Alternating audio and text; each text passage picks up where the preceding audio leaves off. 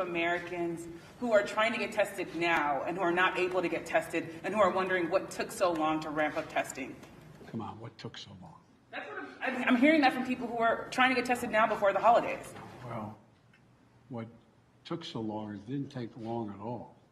What happened was the Omicron virus spread even more rapidly than anybody thought. If I had told you 4 weeks ago that this would spread by a day-to-day basis, it would spread by 50, 100%, 200%, 500%. I think you would have looked at me and said, Biden, what are you drinking? Mr. President, what's your message to Americans who are trying? All right. Hey, welcome everyone to an Americans for Limited government live stream. I just wanted to open up with that video. That was just from within the last hour. President Biden gave a news conference, or really more of just a statement about what he's doing on Omicron and how the government is responding to the latest threats. So I wanted to get Rick's reaction to that because he clearly was defiant. He snapped at the reporter, did not appreciate the pointed question, saying, look, you guys look like you were caught flat-footed. Rick, what was your take?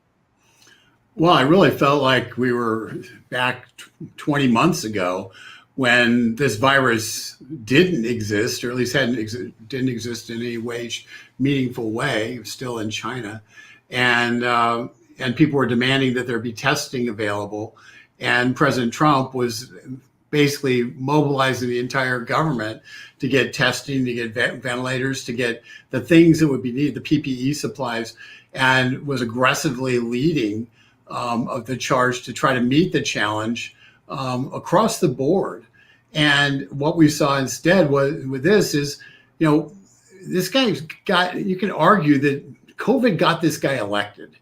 And, that's a year ago, over a year ago, 13 months ago when he got elected. They said they had a plan. They were ready to go. And yet all they did was Trump's plan and did it poorly. They weren't having it. Now that they're having to adapt and have their own plan because they face their own challenges with this virus, they're completely and totally unprepared to meet basic challenges. For instance, everybody's known you need to have an instant test rapidly. And yet, they operate as if they're on some kind of production timeline that has nothing to do with what's really happening in terms of the virus.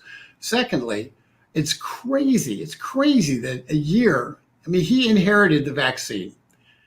He has not, in a year, we do not have treatments that are being pushed by this White House, and treatment protocols are being pushed by this White House. We don't have a treatment strategy. How do you go through this without a treatment strategy, particularly when you learn that the vaccines are merely really short-term answers with some real question marks and with a lot of people really not wanting to get them? How do you not at least put a significant amount of your focus on treatments?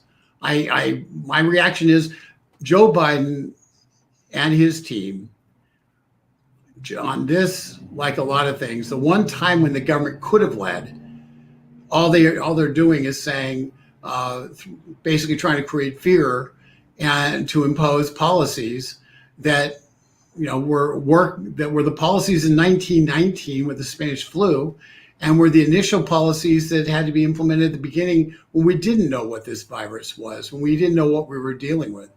They don't get a free pass on this. I just want to make sure that if anyone wants to comment, weigh in, if you have a question for Rick, definitely ask it. I know a lot of you are watching on Facebook. Some of you are on Rumble, YouTube. We want this to be interactive. We want to be able to respond to you in real time. So feel free to jump in on the conversation. Tell us what you thought if you were able to watch the president's speech this afternoon. We would love to hear what you thought of it.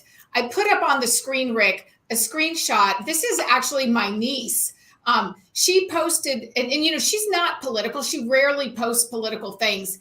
And she posted this yesterday about the White House's really bizarre tweet that it has kind of gone viral on social media, telling people if you're unvaccinated, you're looking at a winter of severe illness and death for yourselves, your families, and the hospitals. You may soon overwhelm.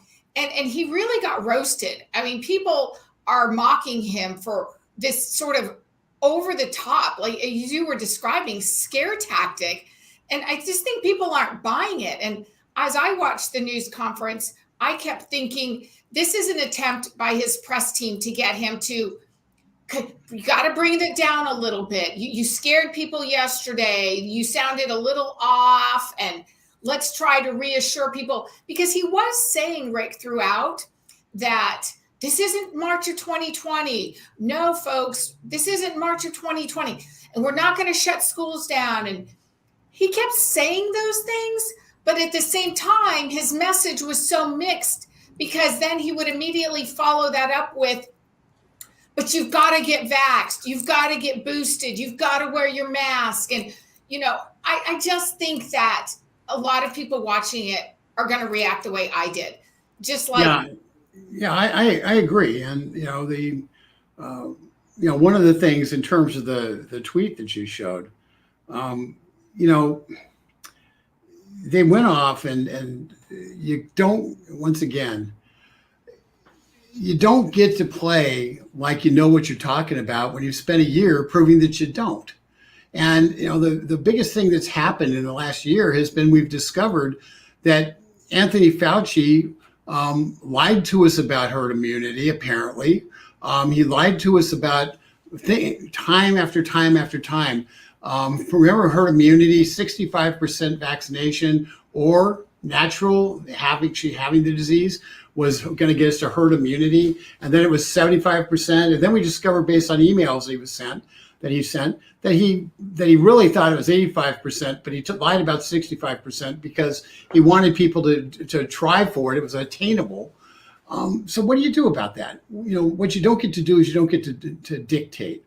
And, oh, by the way, if you're concerned about hospital shortages and personnel shortages in the medical field, maybe you should rescind the OSHA mandate that forces those hospitals and medical personnel to be fired if they don't have the vaccine. Perhaps you should rescind the actions that you have taken, President Biden, the actions you have taken that have caused a supply chain problem, a labor problem, where hospitals are having to shut down wards, not because of COVID, but because they have an increased COVID response, but they don't have the doctors, nurses, and orderlies in place because of your mandate that they fire people if they don't have the vaccine. That's something you directly caused, President Biden. You directly caused it. Deal with it. Rescind your mandates. Let the system work. Let the trained personnel who for 20 months have been fighting this disease without you, let them fight it now and as opposed to trying to fight it in spite of you. Get on board and let them do their job and let them be rehired so they can regain control over this thing. President Biden basically owns this problem. Now, I think Omicron is going to turn out to be something that is very contagious, but not nearly as deadly, based on what's happening elsewhere in the world.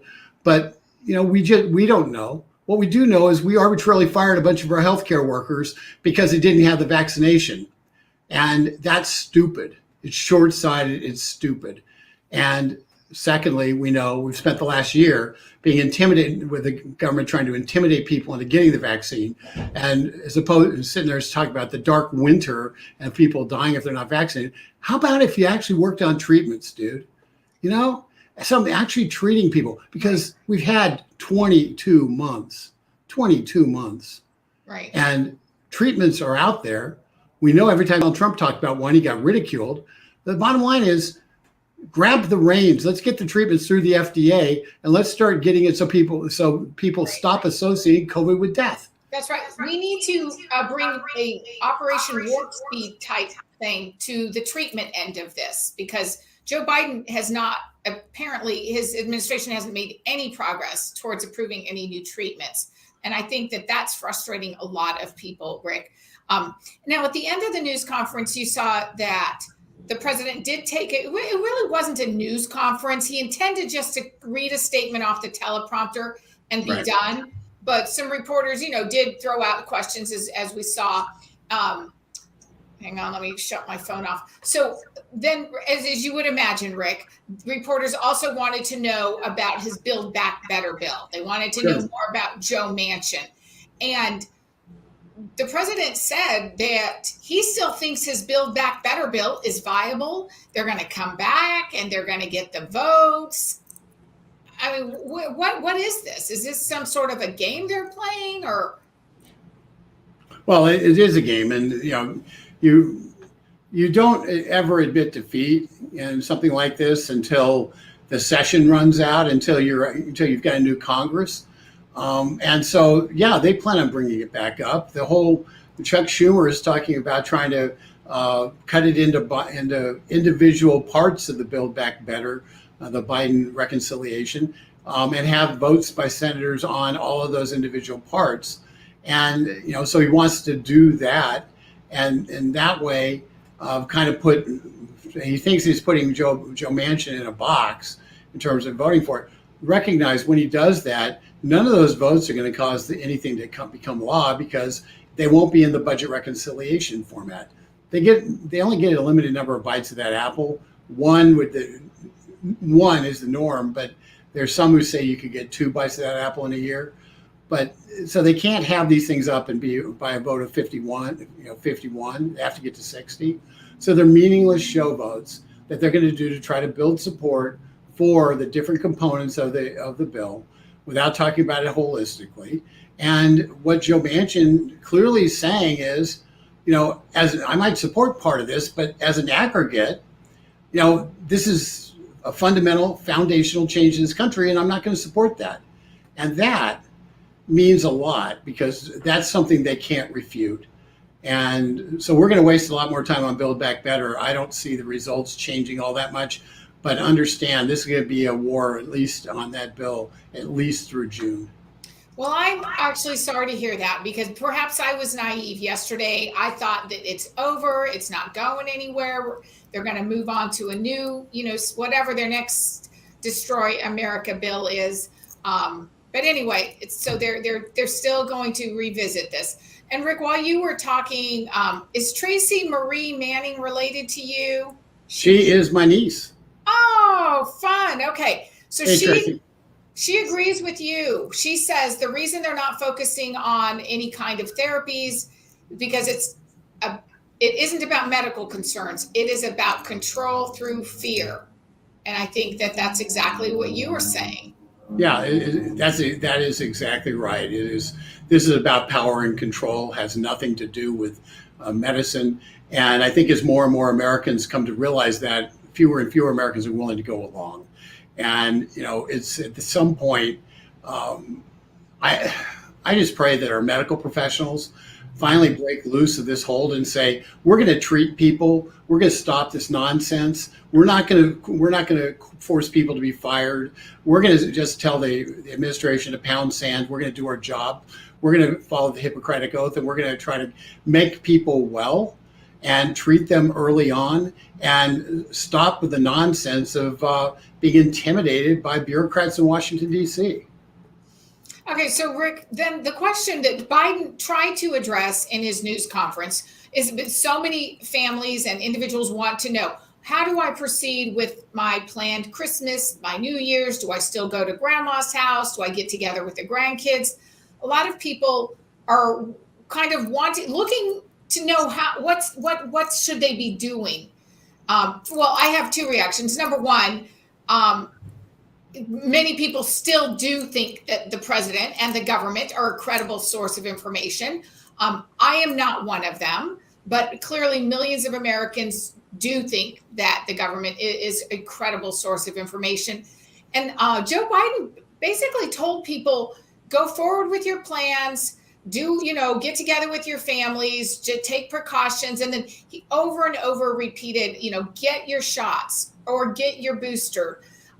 So I think that while he certainly is trying to instill a sense of urgency and fear, he's also balancing that, by trying to say, this isn't March 2020, live your life, just take, some precautions. I mean, do you think that Americans are buying that, or are they over all this? Are we done with it? I think most Americans are over it. Let me just tell you how I deal with this, okay? And everybody's got to deal with this in their own way, with their own families, and it's and that's how we all have to deal with it. We all have to make our own judgments. But for instance, when I go to church, if there's a mask requirement to go to church, or in terms of the Sunday school class I teach, they want to have the adults wearing a mask just to give the parents a sense of security about the children, right? And so I don't want to be a stumbling block to somebody else worshiping God. So I will take steps that I don't think make one hill of beans worth of difference. But if it makes somebody else feel more comfortable, if it makes it so somebody else, we can have a real conversation, whether it's about politics or God or just how we're doing. At this time in our history, we need to come together with our families. We need to be going to church. We need to be having common meeting grounds where we can feel connected again. And this computer thing, it does some of that stuff. But by and large, we need that personal connection. It was denied us last year. And don't allow this nonsense to deny it to you this year. And if it means to be able to accommodate somebody who's afraid, has been turned, is really living in fear, if it means wearing a stupid mask that doesn't do any good, wear the darn mask. Because to me, reconnecting with people and reconnecting with your relatives, like Tracy, who's on here, reconnecting with people is the single most important thing that has to happen right now. Because our society is being disintegrated, based on this virus and the pulling everybody apart and making everybody at odds. Well, Christmas is a time where we can come together and we can unify, but we need to be able to do that. So don't get intimidated, don't get afraid. And if one of your relatives is afraid of going to your house, if everybody's not wearing a mask, wear the mask. I know it irritates me a lot to be told by people what I have to do, especially when it doesn't make any sense and we know it doesn't do much good. But you know what? If it allows a cousin or a nephew or a mom or a dad to be able to come into your house and enjoy Christmas together, well, you know what? It's worth it. And it's a cost. It's a sacrifice. We all have to sacrifice. I'm not saying sacrifice on mandates. I'm not saying sacrifice on anything else. But if it makes it so you can reconnect with somebody else who you love, somebody who needs to be reconnected with, don't deny yourself or them that reconnection based on a mask. Yeah. No, I think that's right. And I think I've also done the same thing, Rick, at our church. We're asked to wear masks. And I'm just like you. I think that it's pretty much pointless, but if that's what they're asking me to do, I will do it, really, in the place of worship, because that's something I value. But I think for the most part, Americans want to move on, but they also want a government that they can trust. And the Biden administration has just not proven to be effective. They've not proven to be trustworthy. I mean, Rick, back last spring, or perhaps it was even when he was still running for office, Biden said there would be no mandates. That was a very firm, statement from him. And of course, we saw how he reversed that. So when I listened to him tell me that there will be no more lockdowns, children will stay in school, I'm just not sure that I believe him.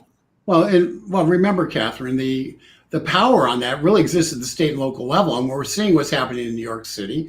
We're seeing that in DC, they're now requiring masks again. We're seeing that the localities run by the left are embracing the lockdown mentality. In Prince George's County, Maryland, they're going back to online learning, which was a disaster. And it's and then that's, it really gets down to a very simple point. And that is, if you're going to, the people who have power to do this at the state and local level are the ones who invoke mandates. Biden can't. I think it's going to be found constitutionally he can't do that, but the localities may have that power, and as a result, he can blow smoke all he wants. He set the world on fire by pushing the mandates federally, but I think where the danger lies is in the local and state governments, and that's why when we do our Engage campaigns, we really focus a lot on local and state, because we need to cut them off at the pass at the level of government where they may have the constitutional ability to impose those exact kind of mandates in schools and going to church and elsewhere. So that's the danger. Is he's talking about something that quite honestly he never had the power to do. He tried to assume the power. We're doing everything we can to block it with all the people out there. But right now, the conversation you have with your state and your local legislators matters a tremendous amount. I would encourage people to engage with them. All right, Rick, and I want to pull up a screen here of our ALG merch store, right? Because it's pretty much Christmas time. I don't think that our store is going to be able to guarantee that if you bought something now that you would get it before Christmas. So we're definitely not guaranteeing that. But I will say this: how many of you would like something cool to show your love for America and your love for individual liberty, but nobody's bought it for you? So go and buy it for yourself. Check out our merch store. I've actually bought several things as Christmas gifts over the last few weeks, and I have to say I'm very impressed. Dave Potter, our communications guy, is also heading up our merch store. And I get these emails telling me, okay, it's shipped or whatever the status of my order is. I am kept very well informed. It's a very professional, high quality products. And in fact, I bought 2 of those ornaments for my parents in New Mexico. And I just wanted to give that a plug, folks. It's obviously we're running close to Christmas, but you might want to just go on and get something for yourself there. Yeah, and we have things like we're beginning a Liberty Lover line, and so there's a Liberty Lover bumper strip, for instance, just that you can get for your own vehicle. The idea is some people aren't that comfortable with the "Let's Go Brandon," what a lot of people associate that with. And so we take the positive, we put the positive. We have, by the way, we also have Let's Go Brandon stuff, but the Liberty Lover is a proclamation of where your priorities are and how you view the world. And you know what? Anybody who doesn't love liberty is an idiot. So it's a low key way to kind of demonstrate that you care about the individual liberties that you were born, that God granted you, that God endowed you with, and without perhaps starting a fight. We do have the Let's Go Brandon shirt. We have hats. We have all sorts of things.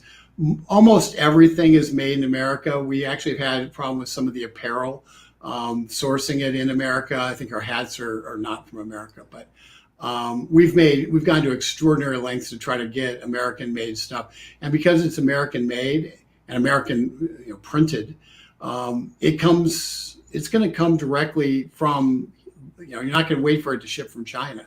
So there's a much greater chance that it does arrive if you order now, just because the turnaround and it's more of a local shipping situation rather than international, which is always really, really difficult. So it's a great thing. We've got puzzles, by the way. My sister reports that the puzzles are, the 1,000-piece puzzle is really hard. So some of the 1,000-piece puzzles may be really, really hard.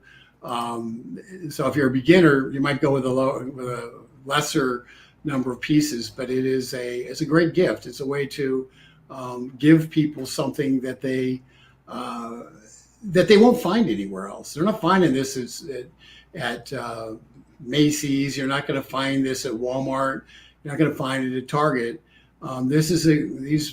These puzzles and various Tony Bronco products are really only available here at this merchant store. So if you love the Bronco tunes, it's a great way to just do that. And if you just want it for yourself, it's a good gift that you can give for yourself. That's low cost, but it can be a lot of fun having it.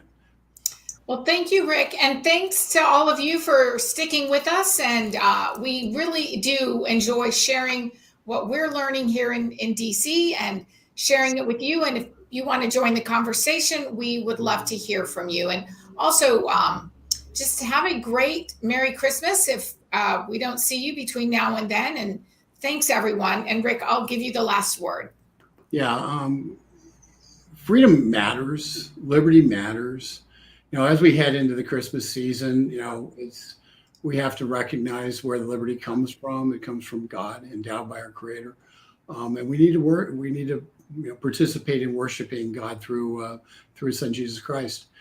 But I just want people to know that Americans for Limited Government sustains itself based on the people out there and the actions you take.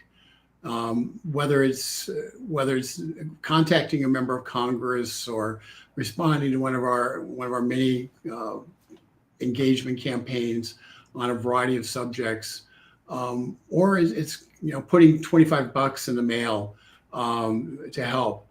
You guys are the key to this whole thing, and the single biggest thing, if you want to give one gift to Americans for Limited Government. Money's appreciated, obviously, but get 10 people to sign up on this and subscribe so they find out what's going on and they're able to participate. Because this place is going to, the more people who are on the receiving end of our emails, on the receiving end of our engagement campaigns and the like, the more impact we have. And every single person watching, every single person who responds to this, you have those people in your contact list. And that is how we expand and we win. And I'm going to do a piece, talk before the end of the month on where we're going in 2022 and some of the focus on 2022. But trust me, we're going on offense. We're gonna start going after changing things to make it so freedom prevails and set the stage. So the Republicans, if they should take charge, will have no excuse for not fighting and not fighting for freedom. And we're going to put them in that position because, quite honestly, freedom isn't partisan, and we have to make certain that the Republicans understand that they have to fight for liberty when they have control and not just when they're trying to stop the Democrats from doing stuff. And that's what we're going to be trying to set up in 2022 and 2023. And we need to have 10 times as many people on board in order to actually be able to do that going into the 2023, 2024 year. So this year's about growth. And anything you guys can do out there to expand the network. And it really, really, really makes a tremendous difference. So with that, thank you. And if we don't see you before then, Merry Christmas.